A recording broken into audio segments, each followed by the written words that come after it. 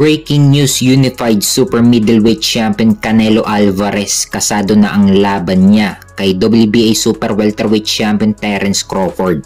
Kung matatandaan nitong mga nakaraang araw, yung laban ni Canelo at Crawford ay hindi na matutuloy dahil sa kadahilan ng pina-finalize na ang laban ni Canelo kay Jake Paul. Idagdag mo pa na mas mataas ang offer ni Jake Paul kumpara kay Turki Al-Sheikh.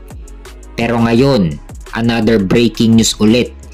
Kasado na ang laban ni Canelo Alvarez kay Terence Crawford sa buwan ng September.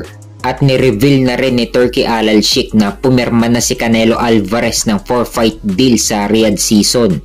So unang laban ni Canelo sa buwan ng May laban sa IBF Super Middleweight Champion na si William Skull. At sa buwan naman ng September, lalaban naman si Canelo kay Terence Crawford. Ito yung second fight niya under ng Riyadh season. So yung third and fourth fight ni Canelo hindi pa ina-announce ni Turki Al-Sheikh. So sa ngayon, si William Skull pa lang at si Terence Crawford ang ina-announce na una at pangalawang laban ni Canelo under ng Riyadh season. Kaya kung maagaw ni Canelo ang IBF ni William Skull, mas kaabang-abang ang laban ni Canelo kay Crawford sa buwan ng September.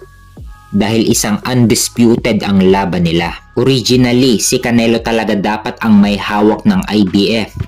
Tinanggalan lang ng IBF si Canelo dahil ayaw niyang labanan si William Skull na dating mandatory sa IBF ni Canelo. At ngayon, 3-fight deal lang talaga dapat si Canelo under ng Riyadh season.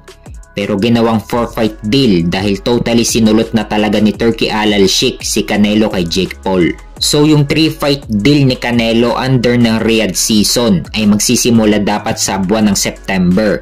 At dahil sinulot na ni Turki Al-Sheikh si Canelo kay Jake Paul, ginawa ng 4-fight deal at magsisimula ang laban ni Canelo under ng Riyadh season sa buwan ng May. Laban kay William Skull, nakataya dyan ang lahat ng titulo sa super middleweight. Hawak ni Canelo ang Unified WBC, WBO at WBA kasama ang The Ring Magazine belt. At hawak naman ni William Skull ang IBF Super Middleweight title. Kung manalo dito si Canelo, magiging 2-time undisputed champion siya sa super middleweight. Kaya abangan natin ang laban ni Canelo kay William Skull. Kung ma-upset dito si Canelo, bulilyaso ang nilulutong laban kay Terence Crawford. Pero malabong ma-upset dito si Canelo.